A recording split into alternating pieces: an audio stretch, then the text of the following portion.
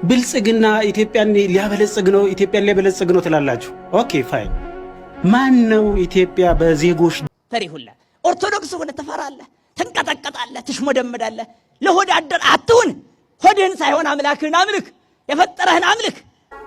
እየደከም እየተገደል ወገኖች ናቄ የተሰጠ መግለጫ በኢትዮጵያ ፖለቲካ ታሪክ ውስጥ የጎላ ድርሻ ያለው የአማራ ህዝብ በየዘመናቱ የተነሱን ውጫዊ ጠላቶች እየደከም እየተገደል የወገኖቻችን መርዶ እየሰማን ነው በየቀኑ ያለ ነው። ስለዚህ ይሄን እየሰማን እኔ ራሴ ይሄን እየሰማው መቀጠል አልፈልግም። እንደ ምክር ቤት አባልነቴ ማለት ነው፣ እንደ ህዝብ ወኪልነቴ ከዚህ በፊት እንደነበረው ድሮም ተሳስተን ነበር ማለት እኔ ሁለተኛ አልፈልግም። አሁን ነው እያረምን እያስተካከልን እየተናገርን መሄድ ያለብን። እንደ ምክር ቤት ደግሞ ይሄ ምክር ቤት ህዝቡ ሲኖር ነው የምንኖረው። በየአካባቢው ዛሬ እንግዲህ አንድ አካባቢ የአንድ ብሔር ይሆናል የተጠቃው፣ ሌላ ጊዜ ደግሞ ሌላ ማይኖሪቲ የሆነበት ጋር ደግሞ ይጠቃል። ምንም ረፍት የላቸውም ሰዎቹ። የትም ቦታ ይሄን እየሰሩ እንደሚቀጥሉ እኔ ምንም ጥርጥር የለኝም። እሱ ስለሆነ እንዴት ህፃናት ይገደላሉ? እንዴት ሴቶች አጎንብሰው የዛሬን ይቅር በሉን እያሉ እየለመኑ እንዴት እናት ትገደላለች? እስቲ ሁላችን ይሄን እናስበው። ወደ የቤታችን ቢገባ ምንድነው የሚሰማን? በእውነት ሰውነታችን የምንጠላበት እኔ ራሴ ሰው መሆኔን የጠላሁበት ጊዜ ነው። አመራር ሁኜ በዚህ ሰዓት እዚህ መገኘቴን የጠላሁበት ወቅት ነው። ምክንያቱም የህዝቤን ሰላምና ደህንነት ካላስጠበቅኩ መኖራችን መንግስት ምክር ቤት መኖራችን ምንድነው የሚጠቅመው? ስለዚህ በዚህ መንገድ አስበን እንደ ምክር ቤትም ቁርጥ ያለ አቋም ይዘን መንግስትን እርምጃ እኛ ገብተን እሱን ልንወስድ አንችልም፣ ኃላፊነታችን የኛ ስላልሆነ። ግን መከላከያ ምንድነው የሚሰራው? ሰላም ሚኒስቴር ምንድነው የሚሰራው? መንግስት ምንድነው የሚሰራው? በህገ መንግስት የተሰጠው እኮ የመንግስት ስልጣን የህዝቡን ልማት፣ እድገት፣ ብልጽግና ምናምን ከህዝብ ደህንነት በኋላ ነው የሚመጣ። ለመሬቱ አይደለም እኮ ብልጽግና ለህዝብ ነው። ህዝብ ደግሞ ሲኖር ነው መጀመሪያ ወጥቶ መግባት ሲችል። እስቲ አስቡት፣ ተኝቶ እነሳለሁ ብሎ ሰው እየተጨነቀ እየተኛ አሁን ራሱ በየአካባቢው ከዚህ ከወር ከሁለት ወር በፊት የነበረ ችግር የሞቱት ሞተው አለፉ። በቃ በማይሆን በሚያሳዝን ሁኔታ ያሉት ደግሞ እየተጨነቁ እኮ ነው። አሁንም ፍርሃት አለን፣ አሁንም ስጋት አለን እያሉ እኮ ነው። ስለዚህ የህዝብን ደህንነት እማናረጋግጥ ከሆነ መኖራችንም ምንም ፋይዳ የለውም። እንደ ምክር ቤትም እኛ ደግሞ ቅርብ የህዝብ ተጠሪዎች ነን፣ የህዝብ እንደራሴዎች ነን። ስለዚህ እንደራሱ ሆነን ለቅሶውን አልቅሰን ስሜቱን ተጋርተን ጎኑ ልንቆም በዚህ የመከራ ጊዜ በኢትዮጵያ ፖለቲካ ታሪክ ውስጥ የጎላ ድርሻ ያለው የአማራ ህዝብ በየዘመናቱ የተነሱን ውጫዊ ጠላቶች በመፋለምና ድል በማድረግ የኢትዮጵያን ብዝሃነት እንዳላከበረና እንዳላነበረ፣ ሀገርን ከነልዩ ልዩ ጌጦቿ እንዳላቆመ ሁሉ የውጭ ጠላት ከውስጥ ወደረኞች ጋር በመቀናጀት በከፈተበት የግማሽ ምዕት ዓመት በላይ ስነ ልቦናና የአካል ጦርነት ህልውናው አደጋ ላይ መውደቁ ይታወቃል። በተለይም ካለፉት 3 ዓመታት ወዲህ ይፋዊ የዘር ማጥፋት ጦርነት በአብይ አህመድና ቡድኑ ታውጆበት ጠላቱን በመመከት አስደናቂ ታሪክ በመጻፍ ላይ ነው። በመንግስትነት ስም ስልጣን የተቆናጠጠው የቀውስና የእልቂት አገዛዝ በህዝብ ድጋፍ ያገኘውን ቅቡልነት በክደት አሽቀንጥሮ ከጣለ በኋላ በምርጫ ስም ስልጣኑን ለማራዘም ሲንደፋደፍ መቆየቱም እንዲሁ ይታወቃል። መላው አማራና የኦሮሞ ህዝብ አገዛዙ በፈጠረው ጦርነት በሚቃጠሉበት በዚህ ወቅት የትግራይን ህዝብ መሰረታዊ ፍላጎት ኮልኩሎ ጉሮሮውን ይዞ በሚያስጨንቅበት የሲዳማ፣ ቤኒሻንጉልና ጉሙዝ፣ አፋርና ጋምቤላ እንዲሁም ሌሎች ኢትዮጵያዊ ወገኖች ታፍነው በሚሰቃዩበት በዚህ ወቅት ምርጫን ለማድረግ አይደለም ለማሰብ በማይቻልበት ሁኔታ የምርጫ ግርግር በመጀመር ህዝቡንና ዓለም አቀፍ ማህበረሰቡን ለማደናገር ሞክሯል። ይህንንም በመረዳት ድርጅታችን የአማራ ፋኖ ብሔራዊ ንቅናቄ መጋቢት 6 ቀን 2018 ዓ.ም በብልጽግና የደም ድግስ ላይ የማይናወጽ አቋም ያለው መሆኑን ከማሳወቁም ባሻገር አገዛዙ ተጨማሪ የእልቂት ዘመንን የሚያዋልድበት ፖለቲካዊ ክንውን እንዳይኖር የተደራጀ ስራ ሲሰራ ቆይቷል። በዚህም መላው ህዝብ በነቂስ በመውጣት ምርጫ የሚባል ነገር እንደሌለ ከምርጫ በፊት ያገዛዙ ሰራዊት በህዝብ ላይ የከፈተውን ወረራና የዘር ማጥፋት ጦርነት እንዲያቆም ጠይቋል። በርካታ ፓርቲዎች፣ የፓርቲ አመራሮች፣ የዲሞክራሲና የሰብአዊ መብት ተቋማትም ተመሳሳይ አቋም ወስደዋል። በተለያዩ ቦታዎች ይደረጉ የነበሩ የምርጫ አስፈጻሚዎች፣ የታዛቢዎች፣ የምርጫ ቦርድ ሰዎች ከምርጫ ጋር የተያዙ እንቅስቃሴዎችና የምርጫ ቁሳቁሶች እንቅስቃሴም መካሄድ ሳይችል ቀርቷል። ይህ ይሳካ ዘንድም ድርጅታችን አፋብን የአብይ አህመድ አገዛዝ ይህንን የስሙላ ምርጫ ለማካሄድ የፈለገው ለዲሞክራሲ ስርዓት ግንባታ ሳይሆን በህዝባችን ላይ ለሚፈጸመው የጅምላ ጭፍጨፋና ማፈናቀል የመግደያ ሰርቲፊኬት ለማግኘት መሆኑን በዚህ የደም ድግስ ላይ የሚሳተፉ አካላት ሁሉ ከአገዛዙ ጋር እኩል ተጠያቂ እንደሆኑና ንቅናቄያችንም አስፈላጊውን እርምጃ እንደሚወስድ አስቀድሞ ማሳወቁ ትልቅ አስተዋጽኦ ነበር።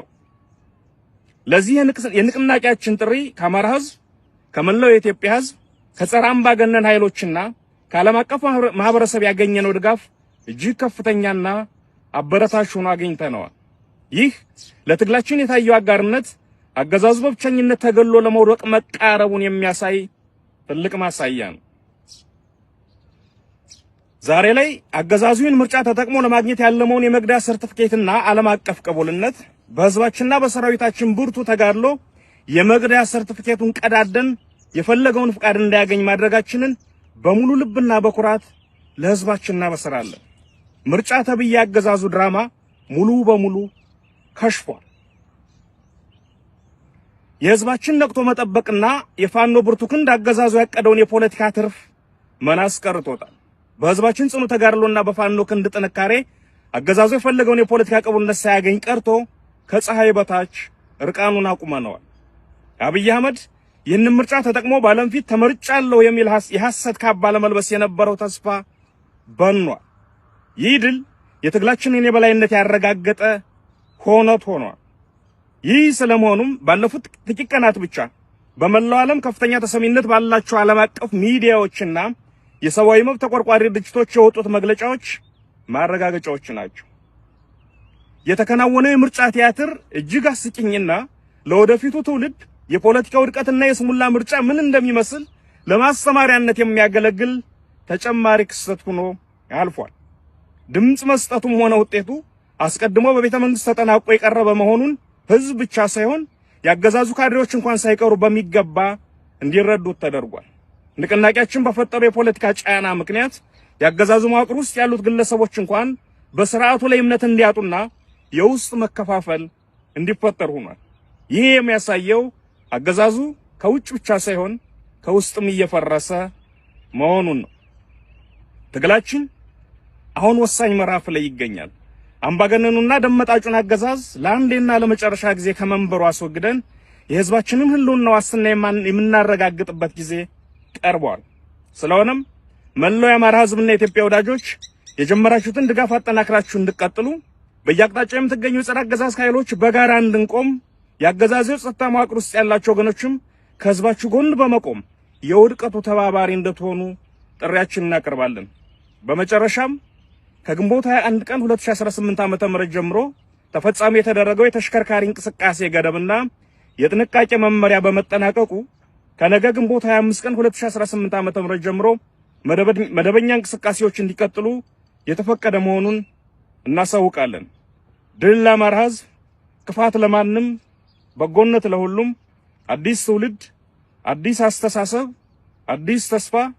ህልውናችን በተባበረ ክንዳችን። አርበኛ ዘመነ ካሴ፣ የአማራ ፋኖ ብሔራዊ ንቅናቄ ሊቀመንበር። አመሰግናለሁ። በራጎ ምሽግ ሲሰበር ለ6 ሰዓት ነበር የፈጀው። መከላከያ 9 ጊዜ ያልቻለው። በ6 ሰዓት ውስጥ ግን የተሰዋብን የአማራ የቁርጥ ቀን ልጅ አሳረኛው ፋኖ 9 ነበር። በራጎ ምሽግ ሲሰበር ነሸናፊ ዓለሙ ነሲና አምላክ ደጉ ሲቀሩባት እዛች ተራራ ላይ 9 ሰው ተሰውቶብን በመከላከያ ሰራዊት 9 ጊዜ ተሞክሮ ፋኖ እንዴት በ6 ሰዓት ይሰብረዋል? የኔን ስም ወስዳውብኛልና በራቸው ብሎ ለ105ኛ ኮማንዶዎች አብይ አህመድና ምርኮኛው ብርሃኑ ጁላ ትእዛዝ አውርደው ከጀርባችን ተመትተን 104 ሬሳ 143 ቁስለኛ ይዘን ወጣን። በመከላከያ ሰራዊት የአማራ ህዝብ ልታውቀው ይገባሃል። እኛ ግን የዛን ሰዓት ሀገር ማፍረስ ነውና ዋርካው ምሬ ወዳጆ ሚስጥሩን አላወጣውም ነበር። ምክንያቱም በዛ ሰዓት መከላከያ መታይ ቢል የሀገር መከላከያ ሰራዊትን አማራ ወጋው ብሎ ደግሞ አብይ አህመድ ሌላ ስም ስለሚሰጥ እንደ ህወሓት 104 ሬሳ ስንቀብር ግን ማሳ ነበር የተቀበሩት።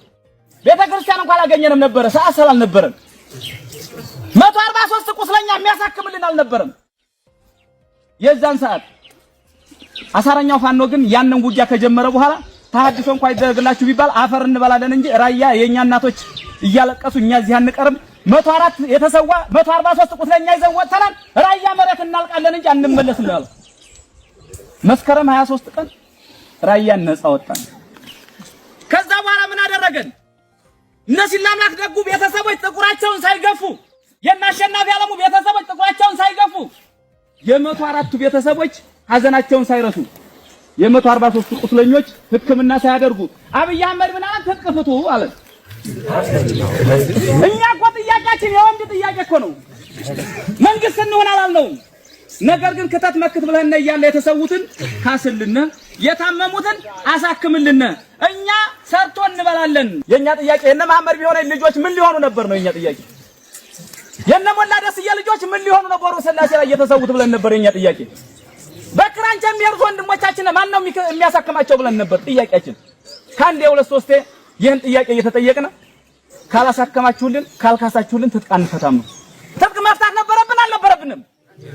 አልነበረብንም አይደለ? አንፈታም አሉ። እኛ አንፈታም ስንለው የህዝብ ልጅ መሆናችንን አወቀ።